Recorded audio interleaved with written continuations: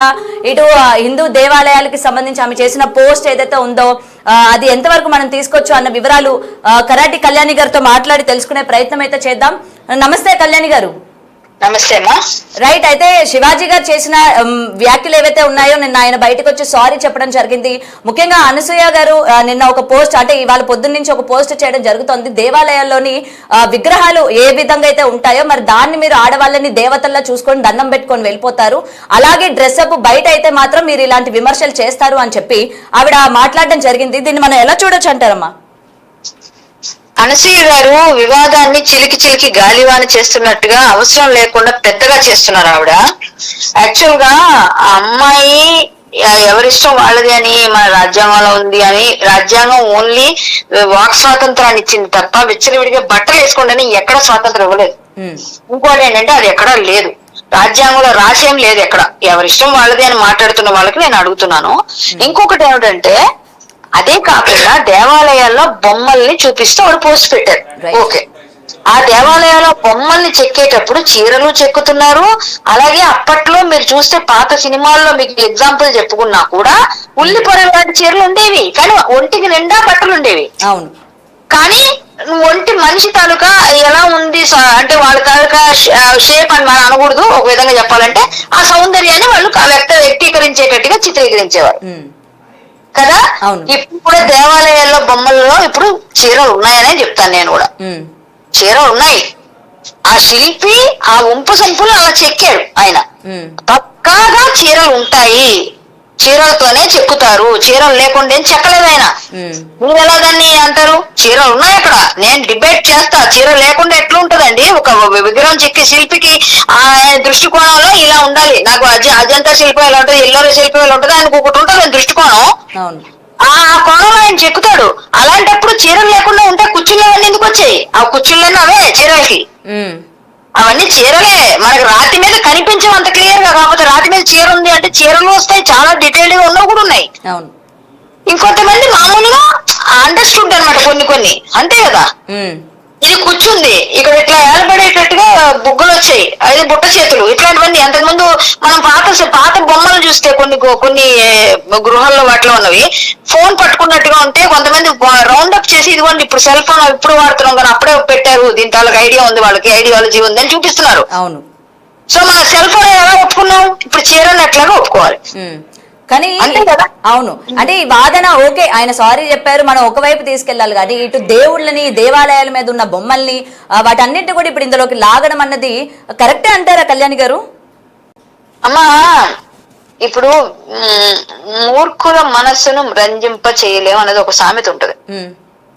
మూర్ఖంగా వాదించే వాళ్ళని రంజింప చేయలేము. నాకు ఈగో హట్ అయింది కాబట్టి నేను ఏదైనా చేస్తానంటే ఎవరు ఆపగలరు?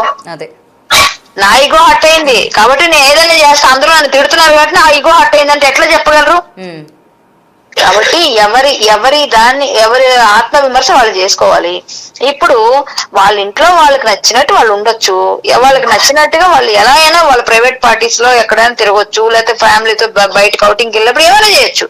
పబ్లిక్ ఫంక్షన్ లోకి మంచిగా రండి అమ్మా అని చెప్పడం కూడా తప్పైతే అలా చెప్పే విధానం తప్పే. నేను కూడా చెప్తున్నా, చెప్పే విధానం తప్పుంది కాబట్టి క్షమాపణ చెప్పినందుకు మనం సాటిస్ఫైడ్ అందరూ. సరే ఆయన క్షమాపణ చెప్పారు అని, అది నేను కూడా ఒక ఆడపిల్లగా నేను దాన్ని ఖండించాను, యాక్సెప్ట్ చేస్తాను. అతను సారీ ఆ విషయంలోనే యాక్సెప్ట్ చేస్తాను. కానీ ఒక విధంగా చెప్పాలంటే కొంచెం ఘాటుగా చెప్పారు కాబట్టి యాక్సెప్ట్ చేస్తాం. మామూలుగా ఆయన కొంచెం సున్నితంగా చెప్పుంటే అసలు సారీ చెప్పాల్సిన అవసరం రాకపోయేది. కాబట్టి ఒక్కటండి, ఇది ఏమైనప్పటికీ కూడా అనసూయ గారు ఇంకా పెద్ద చేయడం కరెక్ట్ కాదని నా అభిప్రాయం. దేవాలయాల్లో బొమ్మలకి వీటికి కనెక్ట్ చేస్తే నా దగ్గరకు వచ్చి మాట్లాడితే నేను కూడా ఇది చెప్తాను. ఇప్పుడు దేవాలయ బొమ్మల్లో అక్కడ చీర ఉందని నాకు కనిపిస్తుంది, నీకు చీర కనబడట్లేదు, నీ దృష్టికోణంలో చూస్తే కనబడదు, నా దృష్టిలో కనిపిస్తుంది నాకు. ఎందుకంటే నా దృష్టి అలాగే ఉంది కాబట్టి. సో అయిపోయింది. ఇంకొక విషయం చెప్తాను. ఇప్పుడు ఆమె నా ఇష్టం నా డ్రెస్ అంటే వాడి చూపు వాడి ఇష్టం, అంటే కమెంట్ వాడు చేస్తే వాడి ఇష్టం, మీరెవరు క్వశ్చన్ చేయడానికి అన్నట్టేనా? ఇప్పుడు కాదమ్మా, సింపుల్ గా అర్థమైతే ఇది ఒక్కటి చాలు మనకి. వాడు ఇప్పుడు నా ఇష్టం నా డ్రెస్ నువ్వెవరు కామెంట్ చేయడానికంటే, నా చూపు నా ఇష్టం నువ్వెవరు నన్ను అడగడానికి, నా చూపు అక్కడే ఉందని నువ్వెందుకు చూస్తున్నావు నన్ను అంటే, అంతే కదా, సింపుల్ అయిపోయింది అక్కడే.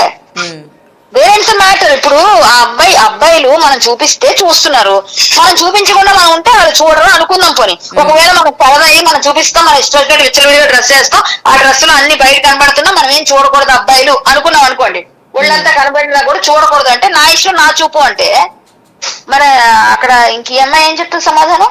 అదే. అండ్ ఇంకొకటి ఏజ్ మ్యాటర్ కూడా తీసుకురావడం జరిగింది. అతనికి 54, నాకు 40, నన్నేమో ఆంటీ అంటారు, అతన్నేమో గారు అని చెప్పి సంబోధిస్తూ ఉంటారు అని చెప్పి కూడా ఆమె ఇక్కడ ఏజ్ ఫ్యాక్టర్ ని కూడా ఇక్కడ తీసుకొచ్చి ఇంక్లూడ్ చేయడం జరిగింది. అమ్మా 30 దాటిన ప్రతి ఒక్కరిని, 30 ఏంటమ్మా 20 ఏళ్ళు దాటిన వాళ్ళు కూడా ఆంటీ అంటున్నారు ఈ రోజుల్లో. అలా అలవాటు చేసుకున్నారు. నేను వచ్చిన కొత్తలో, ఇండస్ట్రీకి వచ్చిన కొత్తలో నాకు 20-21 ఏళ్ళు ఉంటాయి అంతే. అప్పుడు నన్ను ఆంటీ అని పిలిస్తే నేను కూడా ఇలాగే చూశాను, ఏంటి నన్ను నేను ఆంటీ, నా పెళ్లి కూడా అవ్వలేదు అప్పుడు నాకు.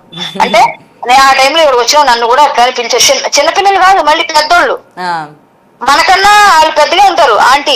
ఇప్పుడు అందరూ అక్క అంటున్నారు, ఇంకా సంతోషపడాలి. ఆంటీ ఆంటీ అనేవారు, ఆంటీ అనేంత మాత్రం నువ్వు ఆంటీ అయిపోతావు అని లేదు, కానీ నువ్వు ఆంటీనే కదా, నువ్వు ఒప్పుకోవాలి కదా. ఎవరైనా కానీ మనం నేను ఆంటీ కాదంటే ఒప్పుకుంటారమ్మా చెప్పు ఒకసారి? డెఫినెట్ గా. అలాగే నాకు తెలుసు కదా, నన్ను ఆంటీ అనకూడదు అంటే మిమ్మల్ని ఏమనాలి మరి? అక్క అని పిలవాలా, చెల్లి అని పిలవాలా, స్వీట్ 16 పాప అని పిలవాలా? ఎలా పిలాలి మీరే చెప్పండి. అలా పిలుస్తారు. కానీ ఒకటేనండి, ఆయనకి 54 అయినా అన్న అంటారు, మిమ్మల్ని అక్క అంటారు. తప్పే ఉంది, అక్క అన్న అనుకోవడం తప్పలేదు. మనం ఆంటీ అంటే ఫీల్ అవుతాం అంటే మళ్ళీ దానికి ఇంకోటి, అలా దేనికి పెడితే అన్నిటి ఫీల్. ప్లస్ ఇంకోటి ఏంటంటే వీళ్ళన్నీ చూపిస్తే పర్వాలేదు కానీ మేము చూడకూడదు అంటే ఎలా అన్నది వాళ్ళ క్వశ్చన్ నుంచి కూడా వస్తుంది.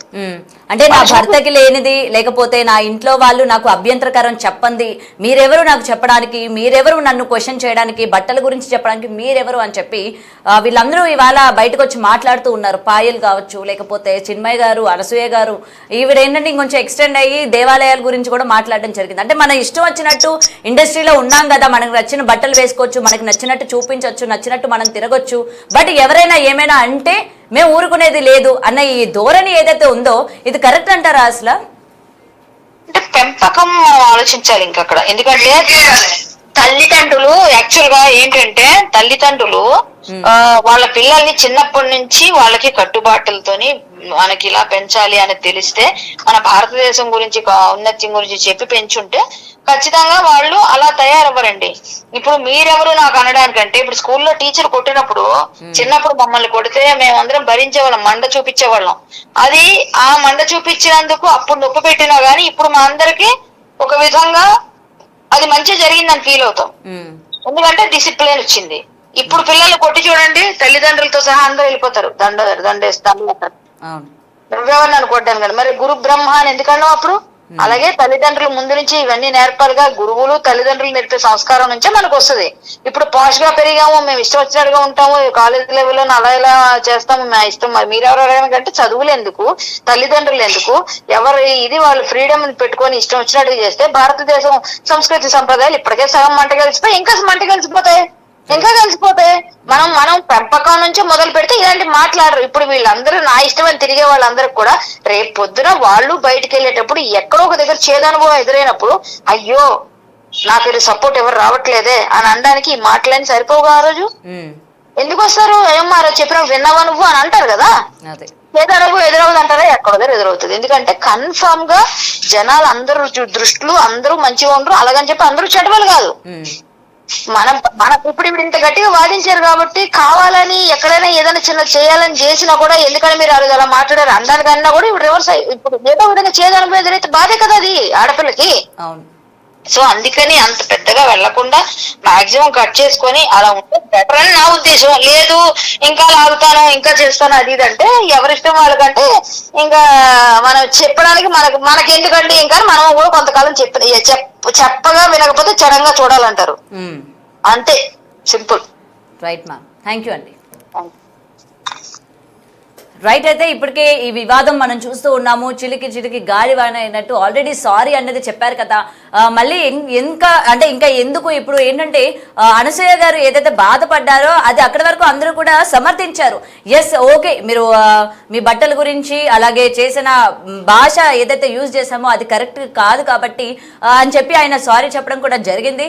అయితే దాన్ని కూడా వ్యంగ్యంగా తీసుకుంటూ నిన్న ఆమె నడిపిన ఒక లైవ్ లోని సోకాల్డ్ ఏజ్ గురించి మాట్లాడుతూ దట్టు ఒక సింపతి కార్డ్ అనేది మీరు అక్కడ ప్లే చేశారు. మీరు ఒక్కరు అక్కడ మొత్తం కూడా కూర్చొని మీరు ఒక బాధితుడిలాగా మీ మీద అందరూ విరుచుకుపడుతున్నారు అన్నట్టు మాట్లాడుతున్నారు అన్నట్టు మనకి ఆ లైవ్ లో కూడా ఆమె మాట్లాడడం జరిగింది. అండ్ సరే ఇక్కడ వరకు ఆగకుండా ఈ రోజు ఆమె చేసిన ఇన్స్టా పోస్టులు కనుక మనం చూసుకున్నట్లయితే ముఖ్యంగా దేవాలయాల పైన ఉన్న విగ్రహాలని ఉద్దేశిస్తూ అక్కడున్న ఆ విగ్రహాలని ఆమె మీరు అంటే జనాలు ఏ విధంగా చూస్తారు అంటే అది గుడిలో ఉంది కాబట్టి అది మంచిది, గుడి బయట ఉంటే చెడ్డదా, ఇది ఎలా అవుతుంది అంటే దీన్ని ఎలా మీరు ఈ విధంగా కన్వర్ట్ చేస్తున్నారు అని చెప్పి కూడా ఆమె రియాక్ట్ అయిన విధానం ఏదైతే ఉందో అక్కడైతే లేడీస్ కి తల వంచి మీరు దండం పెట్టుకుంటారు, బయట మీకు అదే వస్త్రాధరణలో కనుక కనిపించినట్లయితే ఈ విధంగా మాట్లాడతారు. ఆమె రియాక్ట్ అవ్వడం కూడా జరిగింది. దానికి సంబంధించి చాలా మంది కూడా ఆమెకి సపోర్ట్ చేస్తూ మాట్లాడిన విధానం కూడా మనకి ఇప్పటికే ఇన్స్టాగ్రామ్ లో కూడా పోస్టుల్లో కూడా చూసాం. మరి మీకేమనిపిస్తుంది?